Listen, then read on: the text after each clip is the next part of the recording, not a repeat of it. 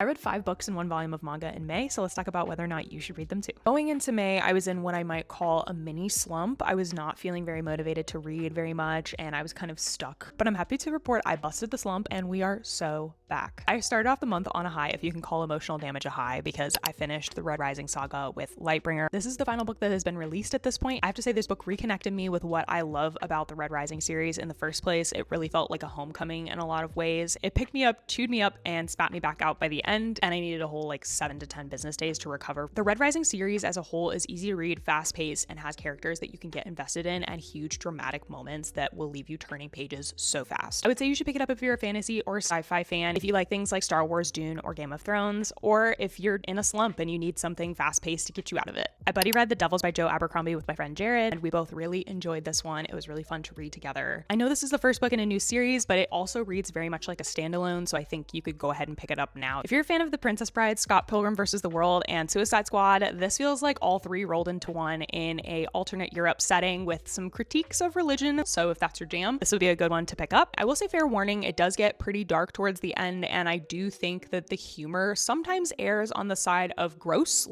bodily fluid humor. The humor didn't always work for me, but it might work for you. I also finished One Piece Volume 12. I would recommend One Piece to you if you love pirate adventures, complicated, fantastical worlds, and a lovable cast of characters. Then I read 3 short nonfiction self-help books for a video: The Cafe on the Edge of the World by John Strelecky, Don't Believe Everything You Think by Joseph Nguyen, and The Simple Path to Wealth by J.L. Collins. If you saw my other video about all of these, I think they're all really good for someone who's in a transitionary time period, like graduating from high school or college, starting a new job, or taking a different direction in their career. I would say my favorite out of the 3 was The Simple Path to Wealth. Besides reading personal finance is a bit of a passion project and hobby of mine, this book feels like it really aligns with a lot of the things that I try to practice in my life and has some real practical advice and knowledge, so I would highly recommend it if you have no idea where to start with your personal finance journey. I ended the month in the middle of 3 books, so I'm hoping I can finish some of these in June. Dungeon Crawler Carl #3 by Matt Dinniman. The DCC series is a fun time, and I really enjoy listening to the audiobooks. Yesteryear by Caro Burke. This one I picked up because I had to see what the hype was about, and I have some mixed feelings about it. I didn't end up finishing my TBR Wheel of Fortune pick, but Women, Race, and Class by Angela Y. Davis is fantastic so far. I'm taking my time with this one because the subject matters are so heavy. I'm hoping to finish this week because I'm eager to spin that wheel again. That's everything I read in May. Tell me your favorite thing you read last month, and be sure you're following along so you don't miss all of the action in June.